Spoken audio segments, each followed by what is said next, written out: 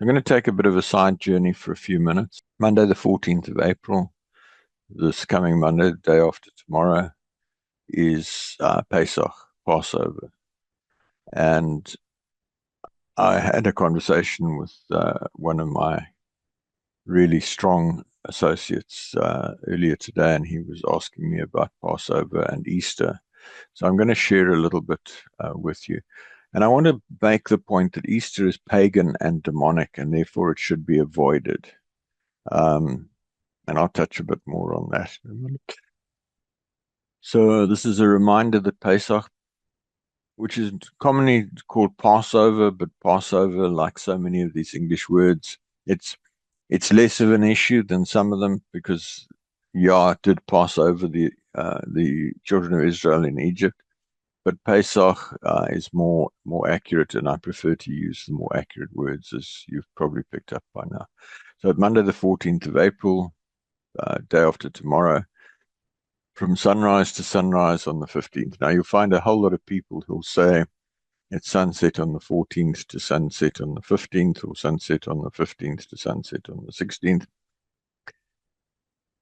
Just check it out. We call this intervening period a day. Do you think that day begins with night, or do you think the day begins with day? And Father has clearly shown me that the day begins with the day. So the Pesach starts from sunrise on Monday to sunrise on Tuesday. It's a high Sabbath, and therefore you should refrain from all secular work, everything that is not directly associated with your relationship with Yah. Some key points about Pesach: it's the day when Yah killed the firstborn of Egypt so that the Israelites could leave Egypt, and it is the time that Yeshua instituted the new covenant when before he was executed and resurrected. It's therefore, on the one hand, a very solemn day, but it's also a day for rejoicing and feasting. With regard to the correct date, because you're going to find different people are going to give you slightly different dates from the date I'm advising, day earlier, day later. Some people observe 2 days just in case they get the date wrong. Some people will be, I think there'll be some this year that are a month later. I go with the calendar from Kodesh Books in South Africa, kodesh.co.za, and I've used it for, I don't know, 10, 15 years, and I believe it to be reliable. Father has never corrected me and said that their calendar is incorrect. So I'm confident in advising you that Monday is Pesach. And then Easter is pagan and demonic, and I don't like spending a lot of time talking about sin and error, but it's the feast of Ishtar, the feast of Ashtaroth. So note that Easter is the feast of the demonic goddess Ishtar or Ashtoreth, which is referred to repeatedly as an idol in the books from Bereshith, incorrectly Genesis, to Malachi, incorrectly Malachi. Ashtaroth refers to both a Canaanite goddess and a city named after her. The goddess Ashtoreth was associated with fertility, love, and war, and was worshipped by various ancient Near Eastern cultures. The city of Ashtaroth was located in the region of Bashan and was known as a center of worship for this deity. That comes from Bible Hub. If you search on Google for Ashtaroth, you'll find this and other links. It is an abomination before Yah to observe Easter. See the article 2011 to 0416. Please will you fast with me over the feast of the goddess Eshadar. It's on the website. The Easter eggs and the Easter bunny and they've got all sorts of horrible connotations associated with it. It is sin to in any way observe Easter. And you're going to say, but Jesus was crucified. No. Yeshua was put to death at the start of Pesach, the start of Passover. So that's one of the things we're going to observe on Monday. And he was resurrected 3 days later. The important point to note there is that when he died, he went instantly to heaven because he had no sin and there was no place in death for him. And then he came back 3 days later as a sign to collect his body. So it's no big deal. He lived without sin. He was instantly resurrected. That's the miracle, living without sin. So observing Pesach, ideally you should celebrate Pesach with a meal of roast lamb and take the covenant meal, communion. See the article, Prayers to Rehearse the Covenant Meal, Communion for Forgiveness and Protection. And just a few quotes from the Bible, Shemoth, incorrectly, Exodus 12, chapter 12, verse 1 to 14. Yah the eternally self-existing, incorrectly the Lord, said to Moshe, incorrectly Moses and Aaron in the land of Egypt. This month shall be the beginning of months to you. It is to be the first month of the year to you. Tell all the congregation of Israel, on the 10th day of this month they are to take a lamb or young goat for themselves according to the size household of which he is the father, a lamb or young goat for each household. Now if the household is too small for a lamb to be consumed, let him and his next door neighbor take one according to the number of people in the households. According to what each man can eat, you are to divide the lamb. Your lamb or your young goat shall be perfect, without blemish or bodily defect. A male a year old, you may take it from the sheep or from the goats. You shall keep it until the 14th day of the same month. Then the whole assembly of the congregation of Israel is to slaughter it at twilight. Now, a couple of points there. 1st of April this year happened to coincide with the beginning of Yah's New Year Day. And so 14 days into the month, we get to Pesach on Monday. And it had to be a lamb without spot or blemish. Moreover, they shall take some of the blood and put it on the 2 doorposts and on the lintel above the door, the houses in which they eat it. They shall eat the meat that same night roasted in fire, and they shall eat it with unleavened bread and bitter herbs. Do not eat any of it raw or boiled in water, but roasted in fire, both its head and its legs along with its inner parts. You shall let none of the meat remain until the morning, and anything that remains left over until morning you shall burn completely in the fire. Now you are to eat it in this manner. Be prepared for a journey with your loins girded, that is, with your outer garment tucked into the band, your sandals on your feet, your staff in your hand. You shall eat it quickly. It is Yah, the eternally self-existing Passover. For Yah will pass through the land of Egypt on this night and will strike down all the firstborn of the land of Egypt, both man and animal. Against all the gods of Egypt I will execute judgments. I am Yah, the eternally self-existing. The blood shall be a sign to you on the doorposts of the houses where you live. When I see the blood, I shall pass over you, and no affliction shall happen to you to destroy you when I strike the land of Egypt. Now this day will be a memorial to you, and you shall keep it as a feast to Yah, the eternally self-existing, throughout your generations. You are to celebrate it as an ordinance forever. And that's taken from the Amplified Bible with corrections of wrong words. So, folks, right up today is still part of forever. So it's a commandment to observe Pesach as per what I've just read out to you. The important thing to understand is that Yeshua fulfilled that, and we'll talk about that a little bit more in a moment. So moving forward to Yeshua, Matiyahu, incorrectly Matthew 26, chapter 26, verses 17 to 19.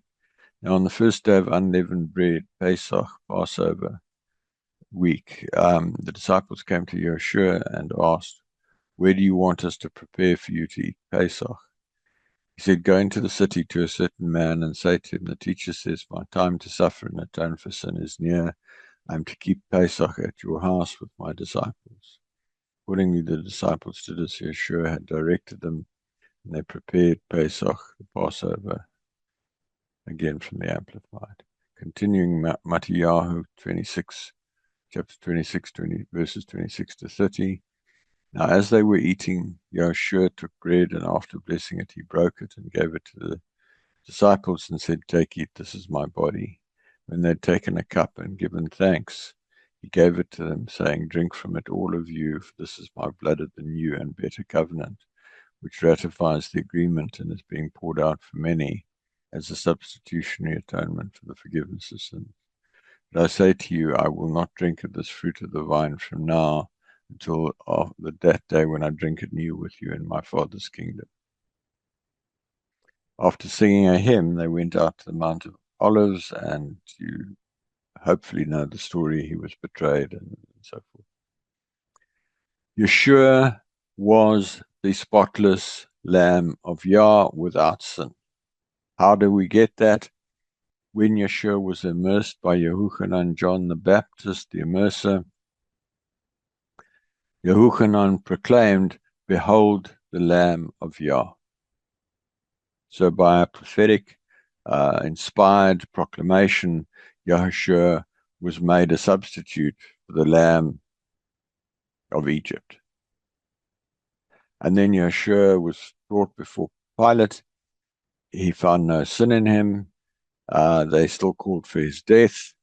He was terribly tortured, beaten, whipped, nailed to the stake, died a terrible death, side was pierced, died of a broken heart. Blood and water flowed out down the earthquake crack onto the mercy seat, and I've discussed this at length a month or so ago. And so a new covenant was ushered in because the blood was placed on the mercy seat. There's an article on the website, The Miracle of Yeshua's Death. If you've not read it and you've not watched the video, Yeshua, and how he accomplished what he accomplished, I suggest you do one or the other. So Yahushua fulfilled Pesach and instituted a new covenant with the bread and wine, so that we no longer need to sacrifice an animal, although it is a nice touch to eat roast lamb on the evening of Pesach if you can afford it and you can get it.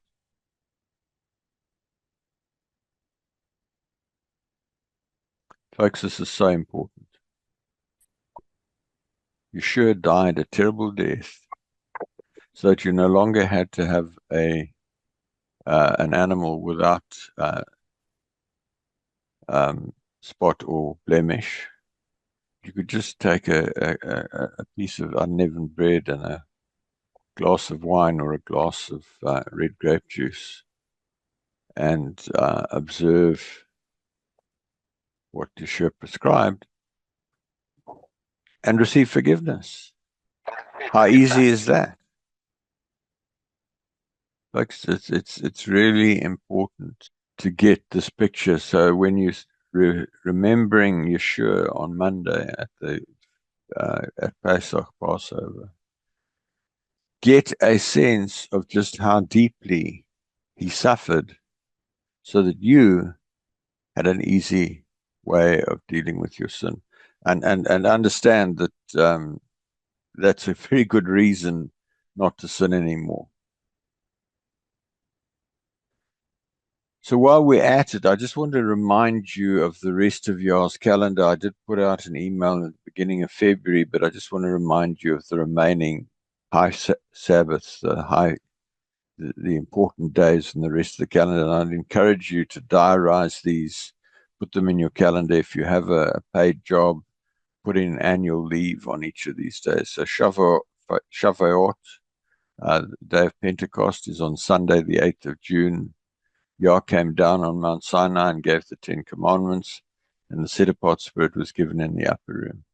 Yom Teruah, the day of trumpets, Wednesday, the 24th of September. Sound the ram's horn, trumpet, or shofar. If you don't have a shofar, an ordinary trumpet will do. If you have access to the horn of a goat or a ram, sheep, or a wild animal, a kudu or something, you just clean off the end, cut off the tip, make a slightly rounded hole, in the end, and you can blow it at the trophy. It's easier said than done. There's a technique, but we can talk about that closer to the day. Then Yom Kippur, the Day of Atonement, Thursday, the 2nd of October, from sunset to sunset. It's a water-only fast. It's the most set apart, the holiest day in the year.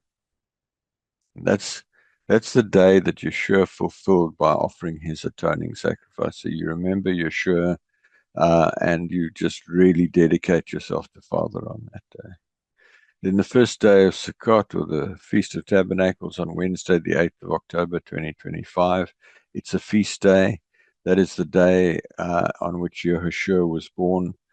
If you have a need to celebrate the birth of Yeshua, which, by the way, I don't, you could celebrate on first day of Sukkot instead of Christmas. And then the great day of Sukkot, the 8th day, the day of the Feast of Tabernacles, Wednesday, the 15th October. It's a great feast. Yeshua was circumcised, but frankly, don't make Sukkot about Yeshua, make Sukkot about Yah. So if you were in the habit of having a feast on the 25th of December, Christmas Day, scrap it. It's sin. It's an abomination. Serve Yah on the great day of the Feast of Tabernacles. Have the banquet that you would have had on the 25th of December without the pagan trappings, and just have a really good meal, get some friends round, exchange some gifts, and observe the great day of the Feast of Tabernacles.